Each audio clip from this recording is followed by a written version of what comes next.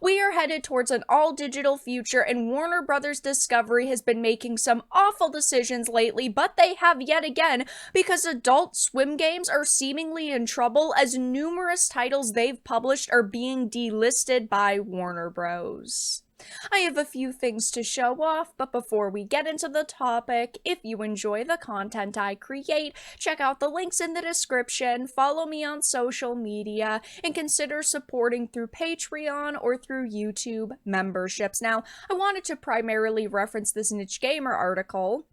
It says several indie developers that were published under Adult Swim games have all received the same message from Warner Bros., noting that their games will be retired and ineligible for sale on storefronts. Now, one of the giant draws to digital is that you can find basically anything you want on the internet, and the games are not supposed to magically disappear, and you're supposed to be able to go and purchase content whenever you want, whatever kind of content you want, but that just isn't the case. Products get retired all of the time, they disappear, and then we end up with situations like this where there are indie developers who are being screwed over by, of course, the company that their titles were published under, which is Adult Swim Games, but also Warner Brothers Discovery.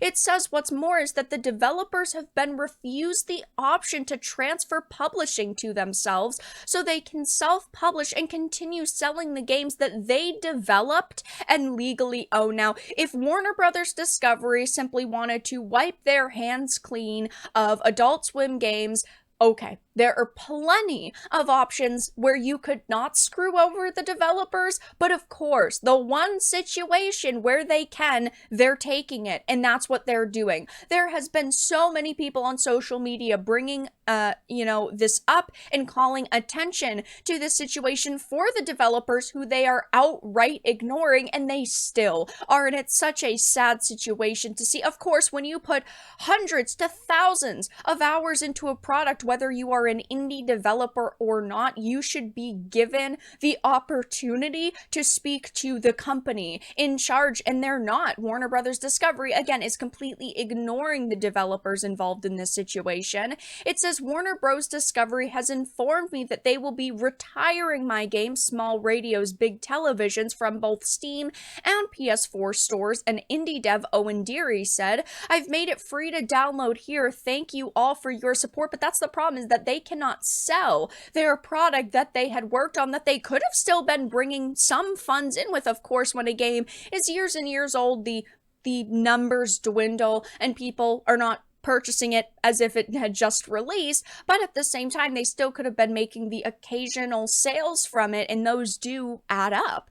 Now, of course, this probably won't come as a surprise to many of you, because over the past couple of months, Warner Brothers Discovery has been doing everything they can to find ways to save money and to cut costs. Recently, they announced the complete closure of Rooster Teeth, and people were pretty shocked by that, even though, of course, they had been bleeding money for years and bleeding subscribers and followers for years. But this situation is still quite different, because again, we are talking about people who are not even being given the option to hold on and continue to develop their product.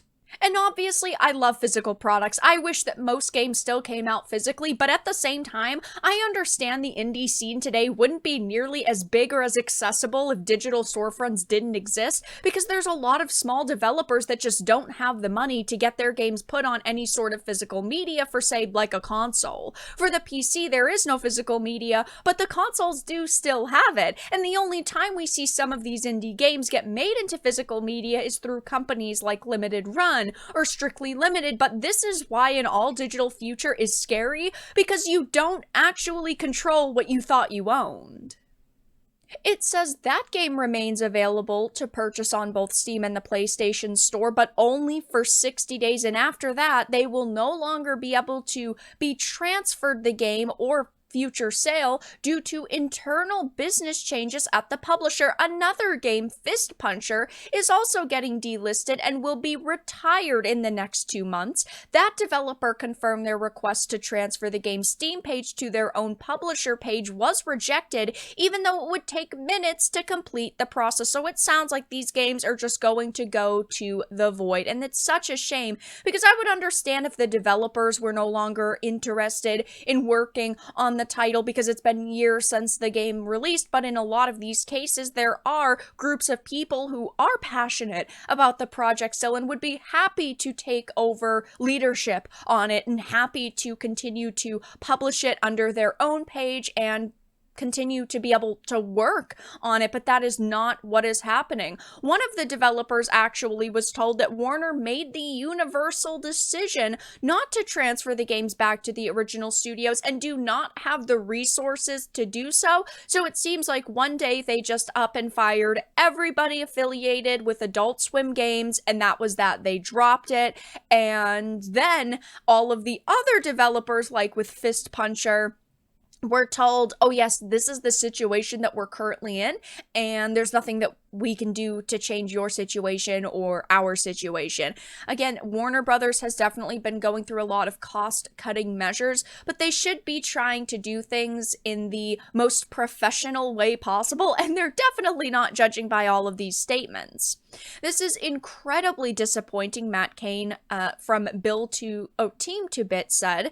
I'm not entirely sure what will even happen if the game gets delisted, but it makes me sick to think that purchased games will presumably be removed from users' libraries. We do not know if that is the case, because there have been plenty of situations where games go up for sale and then they get delisted, but you can still access them, you can still play them. The only case in which a game would no longer be playable is if it was a live service or always online game, and from what I could see, none of these games are, so that should not happen in theory, but we really do not know, and the developers are not being told a clear set of information, so they don't even know. It says that Sound Dodger Plus developer Michael Molinari also confirmed his game is being delisted and removed, and that Warner also refused to transfer ownership of the game. It really just seems like Warner does not want to deal with transferring. They do not want to deal with trying to actually set these developers up for success. They do not want to rectify this situation in any way, shape, or form, which is such a disappointing thing to see, and people are upset on social media, and obviously this is definitely a big worry going in to an all-digital future. I like digital games, don't get me wrong. I much prefer physical products and actually having a physical item, but at the same time, I completely understand that there are people out there who do not have the space for lots of physical items and do not want to deal with clutter of physical items, and you should be able to purchase things digitally, but at the same time, you should also not be worried that one day the company, in this case Warner Brothers Discovery, is just going to up and retire entire catalogs of video games. People are commenting on this Culture Crave tweet with how disappointed they are, saying things like, name me a worse company than Warner Brothers. They definitely have been making a lot of very questionable decisions recently, and it really does not seem like they care at all whatsoever. Warner Brothers is the worst company ever. Discovery is just the worst thing that's happened to Warner Brothers, Cartoon Network, and Adult Swim. There is no company on earth ran worse than Warner Brothers, and this is just weeks, well, technically it's about a week after the whole entire Rooster Teeth situation. At this point, there are a lot of questions that we simply do not have answers to, and over the next few days, all we can really do is hope that someone at Warner Brothers Discovery or who worked at Adult Swim Games can come out and actually offer not only the developers but consumers some kind of transparency. I will definitely be keeping my eye on this situation, but right now things are looking pretty grim for all of their Adult Swim games.